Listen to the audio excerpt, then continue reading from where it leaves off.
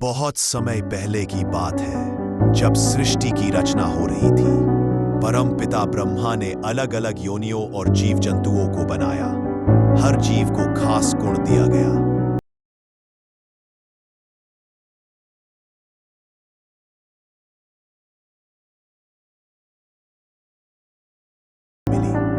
वे दुनिया को एक ऊंचे नजरिए से देखते थे। पेड़ पौधों को स्थिरता और परोपकार मिला।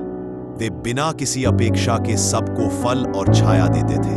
जब सारे जीव अपनी अपनी भूमिका पा चुके थे, तब ब्रह्मा जी ने एक विशेष आत्मा को बुलाया।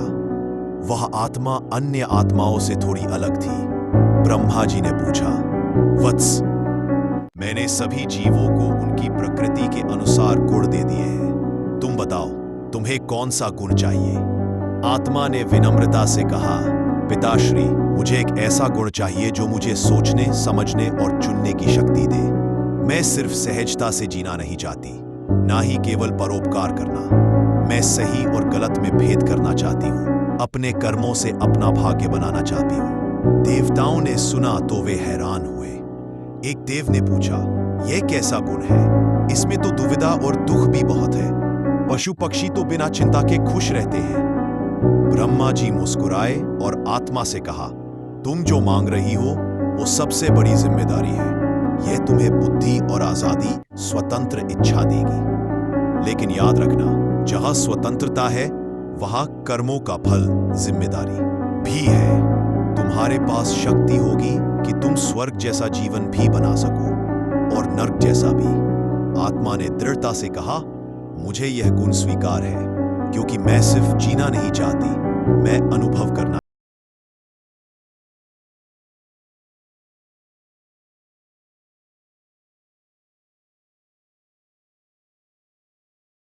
प्रसन्न हुए। उन्होंने उस आत्मा को मनुष्य का शरीर और यह विशेष गुण प्रदान किया। उन्होंने कहा, जाओ मनुष्य, तुम ही वह कड़ी हो जो इस सृष्टि को समझ सकती है, इसे बेहतर बना सकती है। तुम्हारे पास बुद्धि की मशाल है, जिससे तुम अज्ञान के अंधेरे को दूर कर सकते हो। तुम्हारा जीवन बस जीना नहीं, बल्कि सीखने, सुधारने और सेवा करने का एक महान अवसर होगा। इस कहानी का सार, हम इंसान इसलिए बने ताकि हमारे पास विवेक, बुद्धि और स्वतंत्र इच्छा हो। यह हमें मौका देता है कि हम केवल प्रकृति के नियमों पर न चलकर अपने चुनाव से अपने जीवन को एक उद्देश्य दें। इंसान का होना यानी हमारे पास अच्छा करने और बुरा करने दोनों की आजादी है। हमारा उद्देश्य इस आजादी का उपयोग ज्ञान, करुणा और सेवा के लिए करना, ताकि हम इस सृष्टि में सबसे बेहतरीन अनुभव कर सकें और अपनी आत्मा का कल्याण कर सकें। अपूर्णता और प्रेम की तलाश बहुत समय पहले, जब ब्रह्मांड एक शांत, नीले शून्य जैसा था, तब एक परम ऊर्जा थी जिसे आप ईश्वर, परमात्मा या मूल चेतना कह सकते हैं।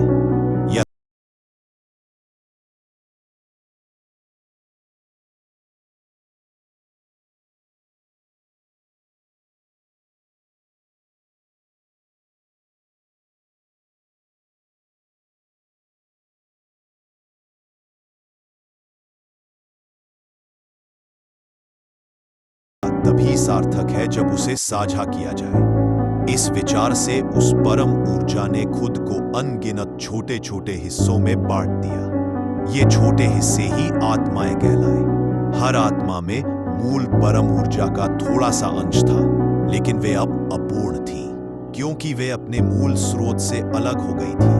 परम ऊर्जा ने अपनी बनाई हुई आत्माओं को 84 लाख योनियों में भेज दिया। हर योनि में एक विशेष प्रकार का अनुभव था। जड़ योनियां, पेड़ पौधे, यहां आत्मा ने स्थिरता और निशुल्क सेवा करना सीखा। पशु योनियां, जानवर, आत्मा ने सहजता और जीवन के संघर्ष को समझा। हर योनि में आत्मा ने कुछ न कुछ सीखा, लेकिन वे हमेशा अपने मूल स्रोत से अलग रहने के कारण एक खालीपन महसूस करती थी, एक कुछ कमी है वाली भावना। अंत में उस परम ऊर्जा ने आत्माओं के लिए एक ऐसा शरीर बनाया जो इन सभी अनुभवों का निचोड़ था। वह था इंसान। इंसान क्यों बना? इंसान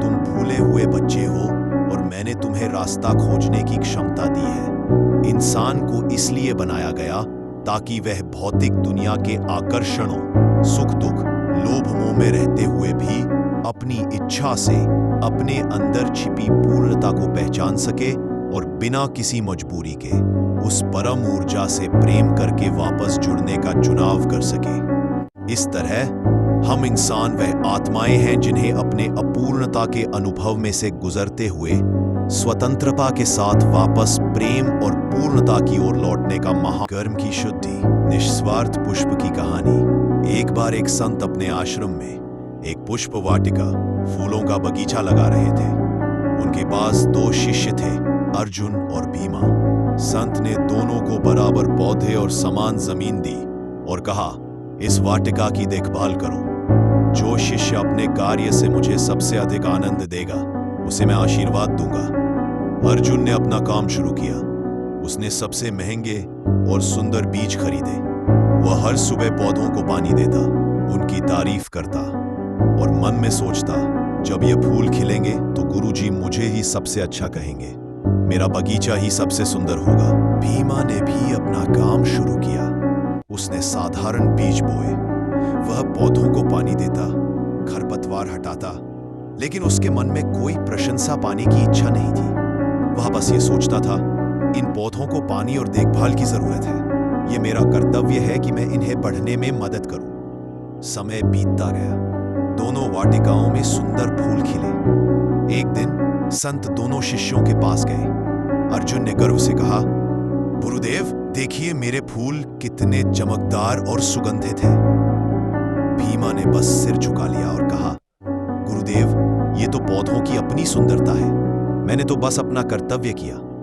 संत मुस्कुराए और अर्जुन से बोले, वत्स तुम्हारे फूल बहुत सुंदर हैं, लेकिन जब तुम इनकी तारीफ कर रहे थे तो तुम्हारी सुंदरता तुम्हारे फूलों में नहीं बल्कि तुम्हारी अपनी प्रशंसा में थी। तुमने काम तो किया पर उसका आनंद फूल से नहीं बल्कि फल, तारीफ से लेना चाहा। फिर उन्होंने भीमा के बगीचे की ओर देखा और बोले, भीमा तुम्हारे फूल भी उतने ही सुंदर हैं, लेकिन तुम्हारी वाटिका की असली सुंदरता तुम्हारे निस्वार्थ भाव में है। तुमने काम को कर्तव्य माना, तारीफ को नहीं। तुम्हारा श्रम शुद्ध था, इसीलिए तुम्हारे फूलों की महक तुम्हारी आत्मा तक पहुंचती है। यह कहानी हमें बताती है कि इंसान का कर्म इसलिए महत्वपूर्ण है ताकि वह अपनी इच्छाओं को छोड़कर शुद्ध भाव से अपने कर्तव्य को पूरा करना सीखे। जब कर्म शुद्ध होता है तभी आत्मा अपनी अपूर्णता से निकलकर पूर्णता की ओर बढ़ती है। विवेक की जागृति, क्या सही है और क्या प्रिय। मनुष्य होने के नाते हमें सोचने समझने की शक्ति मिली है, लेकिन हम अक्सर दो तरह की चीजों में फंस जाते हैं। श्रेय जो हमारे लिए अंततः सही है और प्रेय जो हमें तुरंत प्रिय लगता है। विवेक की जागृति हमें इन दोनों में अंतर करना सिखाती है। एक बार नचिकेता नाम का एक जिज्ञासु बालक था। उसके पिता ने यज्ञ में पुरानी और कमजोर गायें दान कर दी। यह देखकर नचिकेता ने अपने विवेक का उपयोग किया। उसने सोचा, दान का मतलब होता है सबसे अच्छी चीज देना, न कि बेकार चीजों से छुटकारा पाना। मेरे पिता श्रेय सही के बजाय प्रिय आसान का चुनाव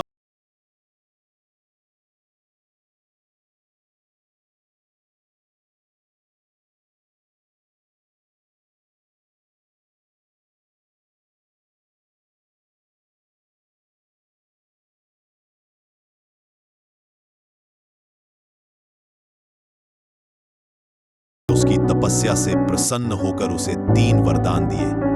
पहले 2 वरदान पूरे करने के बाद नचिकेता ने तीसरा वरदान मांगा। मृत्यु के बाद क्या होता है? आत्मा का सत्य क्या है? क्या मनुष्य की यात्रा यही समाप्त हो जाती है? यमराज ने यह सुनकर नचिकेता को इस प्रश्न को छोड़ने के लिए कहा। यमराज ने उसे लालच दिया। नचिकेता, तुम यह वरदान छोड़ दो।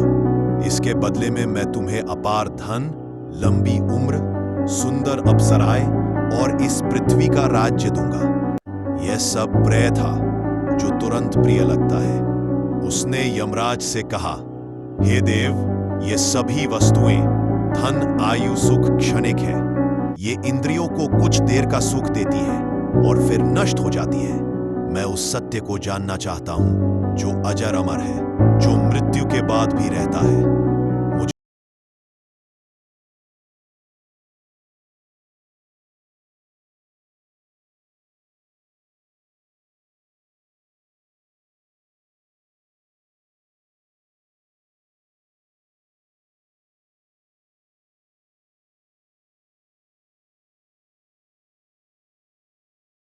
जो हमें क्षणिक सुख, आराम या प्रशंसा देता है, लेकिन अंततः हमें बांधता है। श्रेय, सही कल्याणकारी रास्ता, जो मुश्किल हो सकता है, त्याग मांग सकता है, लेकिन अंततः हमें पूर्णता और सच्ची शांति की ओर ले जाता है।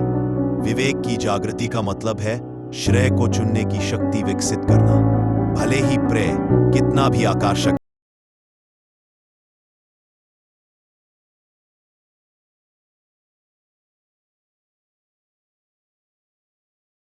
यात्रा के अंतिम और सबसे मधुर कदम प्रेम का विस्तार के बारे में जानना चाहेंगे। प्रेम का विस्तार। मैं और तुम एक हैं। हम इंसान इसलिए बनाए गए क्योंकि परम ऊर्जा चाहती थी कि हम स्वेच्छा से उससे जुड़े। यह जुड़ाव बुद्धि या बल से नहीं, बल्कि प्रेम से होता है। परम पूर्णता तक पहुंचने के लिए हमें अपने सीमित मैं के प्रेम को विस्तारित करना पड़ता है, ताकि वह हर तरफ फैल जाए। मैं आपको प्रेम के विस्तार पर एक छोटी सी प्रेरणादायक कहानी सुनाता हूं। अंधेरे कुएं और दीपक की कहानी। एक बार एक गांव में एक बुद्धिमान संत थे। उनके पास दो भक्त आए जो पूर्णता की तलाश में थे। संत ने उन्हें एक अंधेरे सूखे कुएं के पास ले जाकर कहा, तुम दोनों इस कुएं के पास बैठो और ध्यान लगाओ। जब तुम्हें प्रेम का सच्चा अर्थ समझ आ जाएगा तो तुम पूर्णता के रास्ते पर होंगे। पहले भक्त ने कुएं के पास बैठकर ध्यान लगाना शुरू किया। उसने सोचा,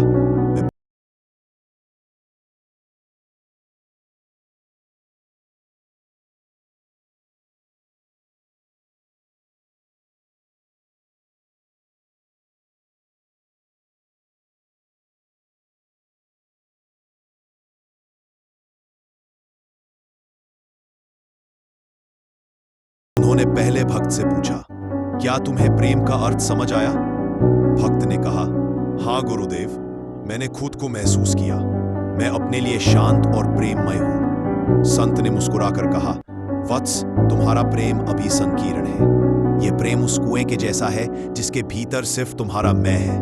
तुमने सिर्फ खुद को प्रेम किया, इसलिए तुम अभी भी अकेले हो। फिर संत ने दूसरे भक्त की ओर देखा। उन्होंने पूछा, तुमने दीपक क्यों जलाया जबकि तुम्हें ध्यान लगाना था? दूसरे भक्त ने उत्तर दिया, गुरुदेव, कुआं बहुत अंधेरा था। मुझे लगा कि अगर यहाँ कोई छोटा जीव या कीड़ा गिर गया तो उसे निकलने का रास्ता नहीं मिलेगा। मैंने सोचा कि भले ही मैं ध्यान में देर करूं, पर दीपक की रोशनी किसी और को बचा सकती है।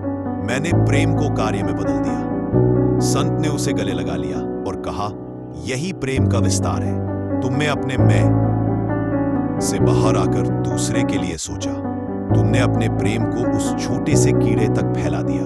संकीर्ण प्रेम, केवल खुद से या अपने परिवार से प्रेम करना, ये हमें अपूर्ण रखता है। विस्तारित प्रेम, हर प्राणी में उसी परम ऊर्जा के अंश को देखना और निस्वार्थ भाव से उनकी सेवा या मदद करना। जब आप अपने प्रेम का विस्तार करते हैं तो आप ये महसूस करते हैं कि मैं और तुम अलग नहीं है।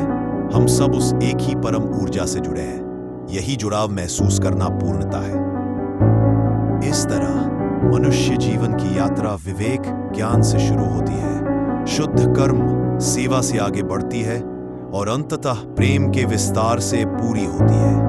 क्या आप इन तीनों स्तंभों, विवेक, कर्म, प्रेम, मानव जीवन के तीन स्तंभ, विवेक, ज्ञान, इंसान को वह बुद्धि मिली है जिससे वह क्षणिक प्रिय, प्रेय और शाश्वत सही के बीच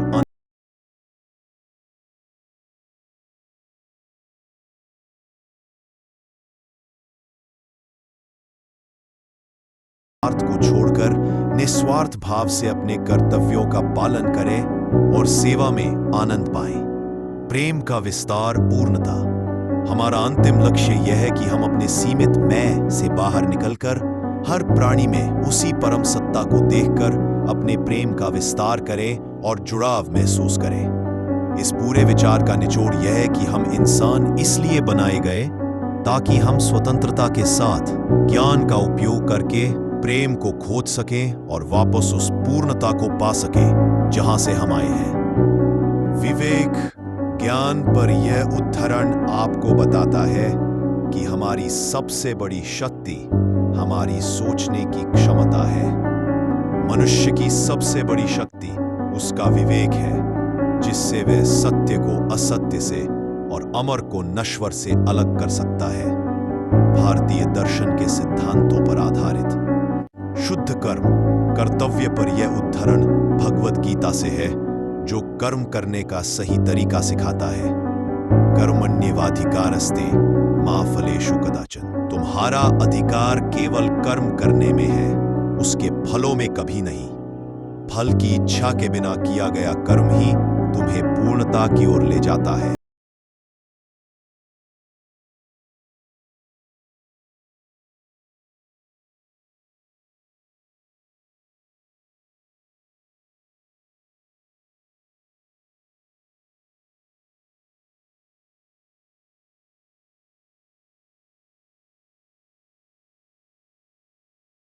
संतों की शिक्षाओं पर आधारित ये उद्धरण हमें याद दिलाते हैं कि हम इंसान क्यों बनाए गए हैं। विवेक से सही चुनाव करने, निस्वार्थ कर्म करने और सभी से प्रेम करके अपनी पूर्णता को महसूस करने के लिए।